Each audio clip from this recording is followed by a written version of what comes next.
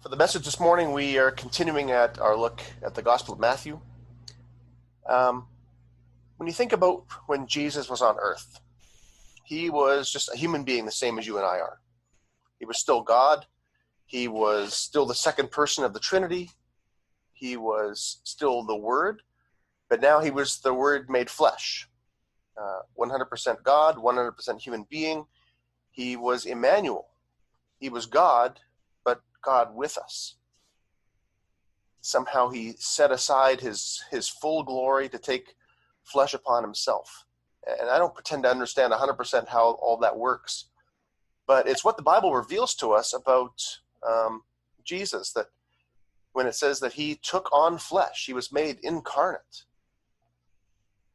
And so for the most part, with human eyes, Jesus was just a guy. The Old Testament prophecy out of Isaiah 53 says he had no beauty or majesty to attract us to him. Nothing in his appearance that we should desire him. And so while we don't know what Jesus exactly looked like, we see this idea verified in some ways in the story of the betrayal of Judas. When you think back to that story, the religious leaders had made this plan to arrest Jesus. And so they sent soldiers to where Jesus was, but they had to make some kind of a sign up for the soldiers to know who it was. And so they made this arrangement where Judas would be with the soldiers and Judas would give Jesus a kiss, and that's the way the soldiers would know that this was the guy to be arrested. So even the soldiers couldn't pick Jesus out of a crowd. See, he was ordinary. He didn't have any special glory as a human being. But sometimes those that were closest to him saw his glory. Not all the time, but sometimes. In this chapter of Matthew 17, we see two of those times. So we're going to take time to read portions of it. I'm going to focus mostly on what we now refer to as the Transfiguration. And so if you have your Bibles, you can turn with me to Matthew 17. The first little section, I'm going to read verses 1 to 8. After 6 days, Jesus took with him Peter, James, and John, the brother of James, and led them up a high mountain by themselves. There he was transfigured before them.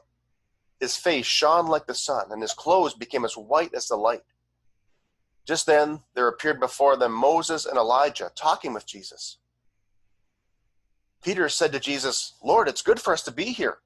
If you wish, I'll put up 3 shelters, one for you, one for Moses, and one for Elijah." While he was still speaking, a bright cloud covered them, and a voice from the cloud said, "This is my son whom I love. With him I am well pleased. Listen to him." When the disciples heard this, they fell face down on the ground, terrified. But Jesus came and touched them. "Get up," he said. "Don't be afraid." And when they looked, they saw no one except Jesus.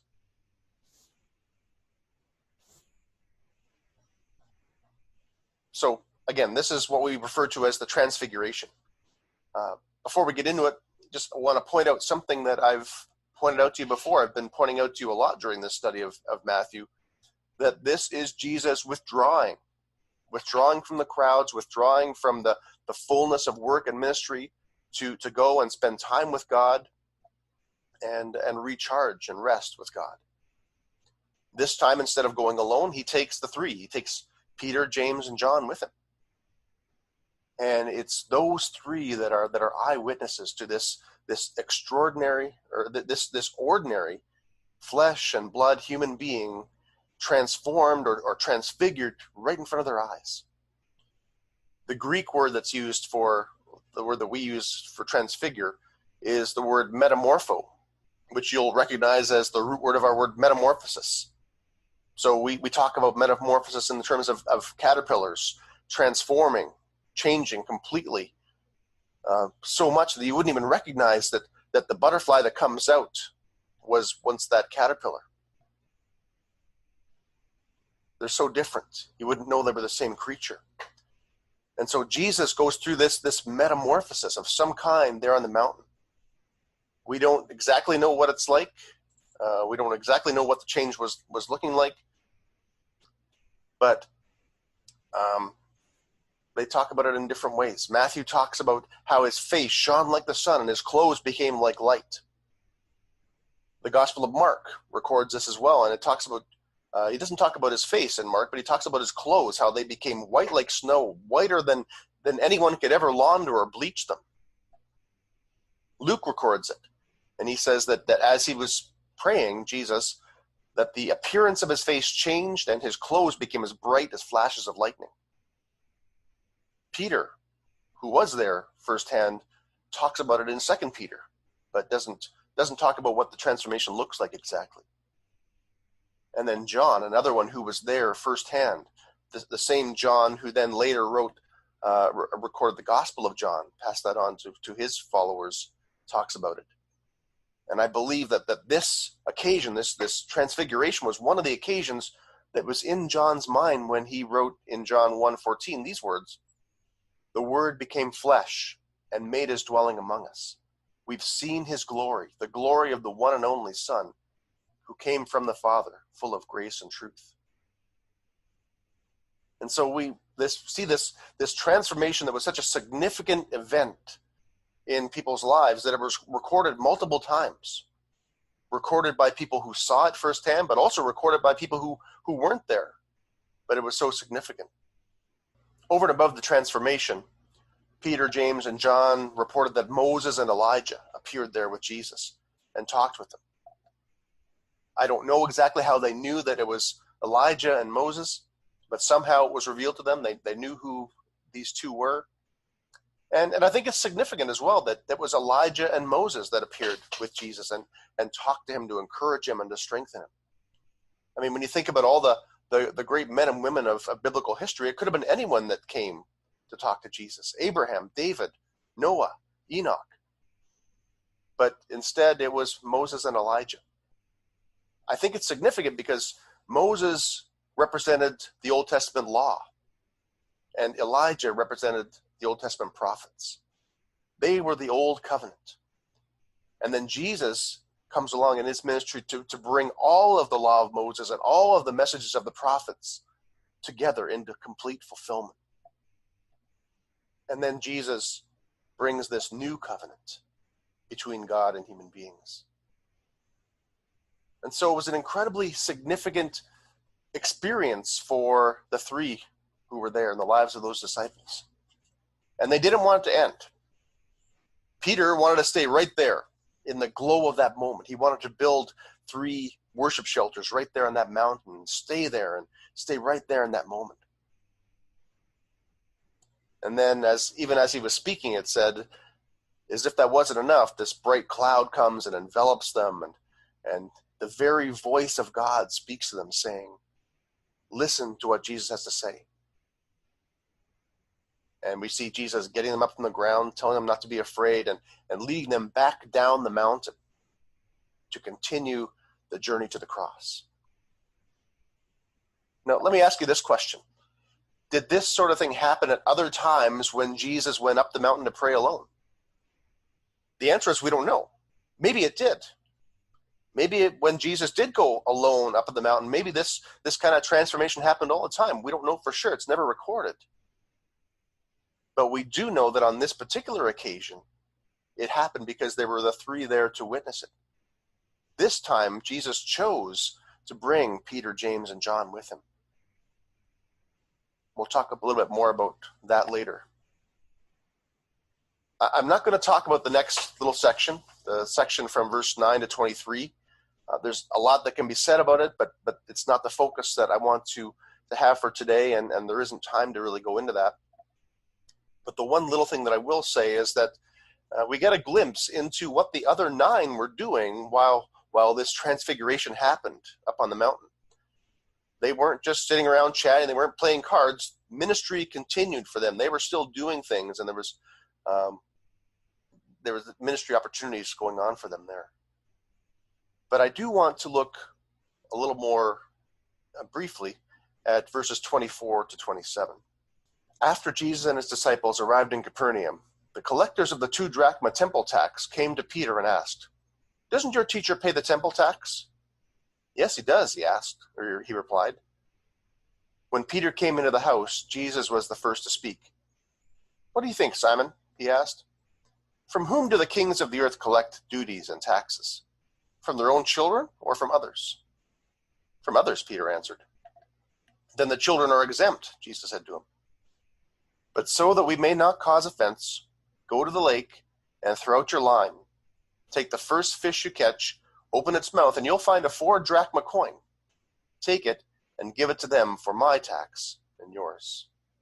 We see this second display of Jesus' glory.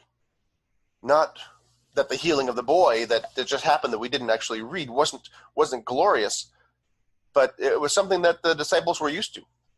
They'd seen it before. Now, the temple tax, we need to have a little bit of background information on what that is, was a tax that was instituted by God in Exodus 30.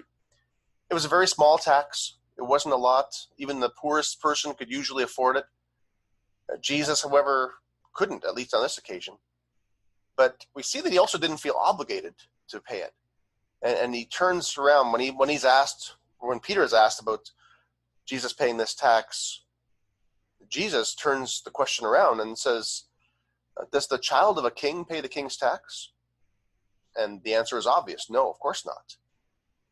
But he says so that they wouldn't be offended. He didn't refuse to pay the tax. But it's in how he paid the tax that we see God's glory revealed again. He tells Peter to go to the lake, cast out his line.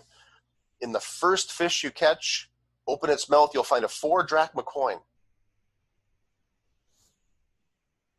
Who says there's no money in fishing? The 2 drachmas was exactly what the temple tax was for one person. And so we see Jesus doing this miracle, not just for himself, but also for Peter. An amazing display of God's glory. I mean, what are the odds of that happening? An amazing thing that nobody else could duplicate. When we think about all these displays of Jesus' glory in this chapter, I don't know about you, but there's a lot of questions, a lot of why questions that come into mind when I think about it.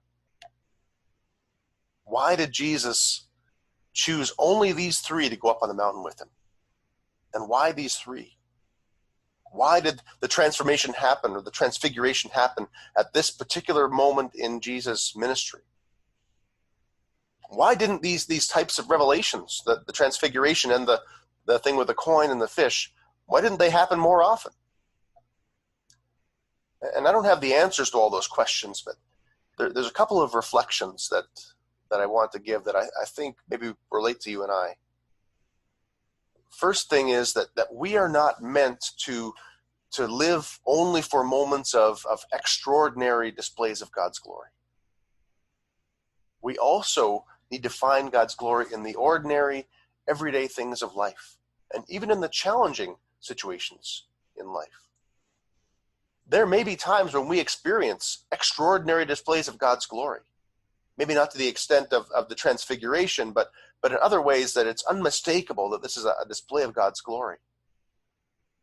And while those things are a gift to us, those aren't things that we're to be seeking after most, and they're not things that we're to be wanting to continually dwell in. I mean, Peter wanted to stay up on that mountain. He didn't want to leave that extraordinary display of glory. But God said no. And Jesus led them back down the mountain, back into real life.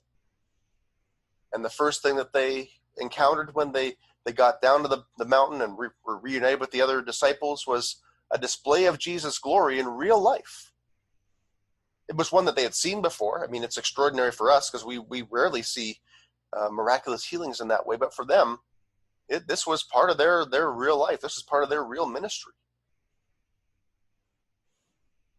So more often than not, we are to look for God's glory in the ordinary, in the everyday things of life. And the second thing that I think we see here is that when we see God's glory, whether in extraordinary ways or whether in ordinary, everyday kinds of ways, it is for sharing. And only those 3 disciples, Peter, James, and John, saw the transfiguration. But Mark and Luke, who weren't there as eyewitnesses, they wrote about it in their Gospels.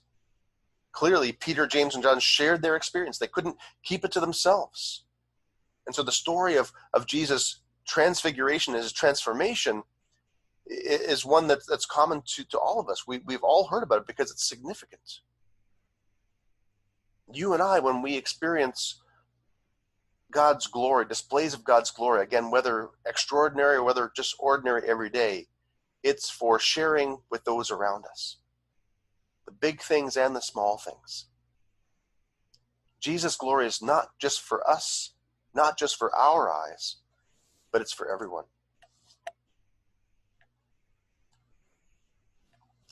I want to wrap up this morning just by asking a couple of questions and giving you an opportunity to respond and for us to hear from each other about this too. The two questions are this: how do you see God's glory? In what ways and what areas do you most commonly experience displays of God's glory? That's the first question. And then the second question is, where have you seen God's glory lately? So how do you most often, most easily see God's glory, and where have you seen God's glory lately?